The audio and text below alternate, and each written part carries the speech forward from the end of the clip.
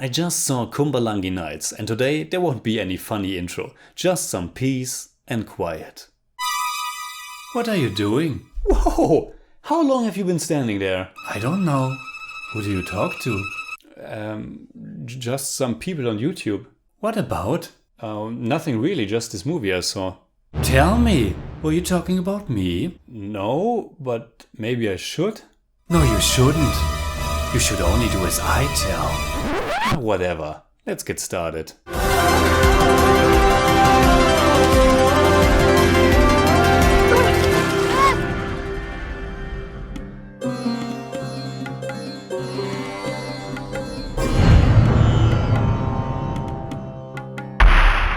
Servus Freunde, my name is Jimmy Cage and I just saw a wonderful new film from India that I want to talk about. 5 years after Bangalore Days, which is probably my favorite Malayalam movie, we get Kumbalangi Nights. But I'm pretty sure they are not really connected at all, aside from both featuring the great Fahad Fazil and some tonal and narrative similarities. But I guess the title should maybe just evoke the memory of that film, but it's of course its very own thing. It is a comedy drama directed by newcomer Madhu Narayanan and written by Siyam Pushkaran. Right from its gentle start I knew that this would very likely be a rather calming and beautifully atmospheric tale.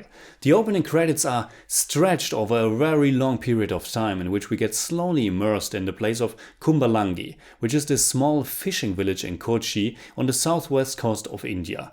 We are first introduced to the young boy Frankie, and little hints about his home are sprinkled in, and each scene gently transfers to the next as we learn more about his family. Frankie lives in a small cramped house that's very run down, but it's also surrounded by beautiful nature. It's directly at the water and it's such a great scenery to explore. It is set in the state of Kerala and its nature never stops to fascinate me. We see two other guys living in that house, Bobby, who's older than Frankie, and Saji, who seems to be the oldest one. Later on we find out that there's a fourth one named Bonnie. Kumbalangi Nights is very carefully introducing its characters and their relationships. It takes some time to establish every connection, but you never lose sight of what's going on and keep getting more invested. After around 15 minutes or so, we are set to spend the film's 135 minutes with these people and their struggles. The title appears on screen and I just have to say that it's quite a beautiful introduction. The story of the film revolves around four brothers and their love-hate relationship is without a doubt the emotional core of the film. We start with each of them having a lot of trouble with one another, and without spoiling anything, over the course of the film they have to come together, and to be part of that progression is a real delight. Kumbalangi Nights can definitely be described as a crowd pleaser. It is rather lighthearted, but it incorporates some darker moments as well. And because the cast is doing such a terrific job, I don't mind that it's a very soft film. Quite the contrary, the mellow nature and the extremely leisurely pace of the film is what makes it so charming, and that pace and chill atmosphere perfectly fit the characters, because they too are more or less loafers. The youngest one, Frankie, is doing well at school, but his older brothers often just hang around. They like to fish, like to drink, like to smoke some weed. Life is slowly catching up, but they still try to find direction and don't realize yet how they should work together and not against each other. Kumbalangi Nights isn't just about their dynamic, but it's also about romance and love, which add more characters with further connections into the mix. And like I said, all of that is very well done, as if you just casually take part in the lives of these people, and each one of them, or almost each one of them, is so likable that you want to spend the time. I do think it would have been nice to learn a little bit more about some of them, for example Bonnie and his girl Nyla, but because the performances are so great, it's okay that some are more vague than others.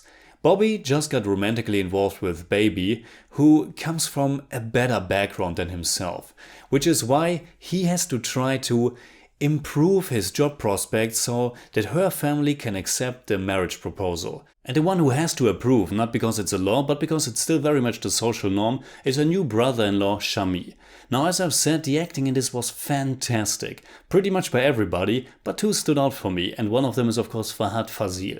He plays that brother-in-law Shami, And Chami is such a peculiar character that is very difficult to read. He just became the new man in house and his behavior is just off. You never quite know if he's just an oddball or actually a total psychopath, and the film and Fazil in his performance put him right at that fine line where he could easily just fall into pure caricature, being too comical, but he's not. And the little horror touches that the film is flirting with sometimes worked wonderfully for me.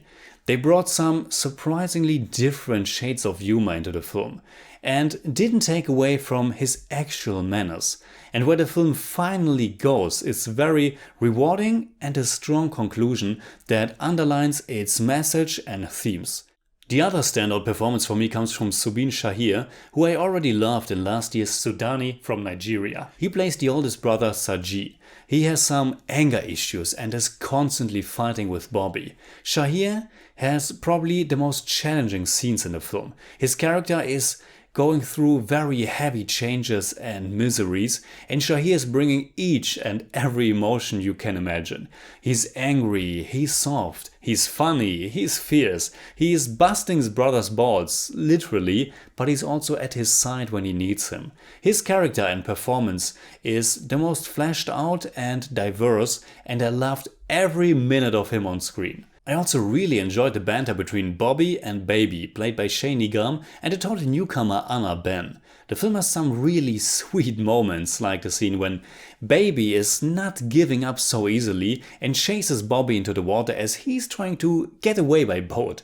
The characters in Kumbalangi Nights are trying to find their place in the world and specifically in this little community and family, and it's a very human journey, a film that's driven by its characters, that comes fully to life by its great cast, its tender direction, almost meditative atmosphere and its beautiful locations that become sort of a character on their own. Just to see how their little home gets more inviting and fuller of life as the film progresses is a wonderful treat. So in German I'd say Kumbalangi Nights ist ein berührender und menschlicher Film mit vielen tollen Charakteren.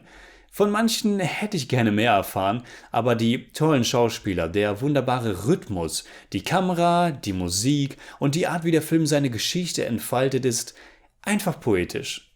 I give Kumbalangi Nights 8 out of 10. It's more like 8.1, but I don't do that.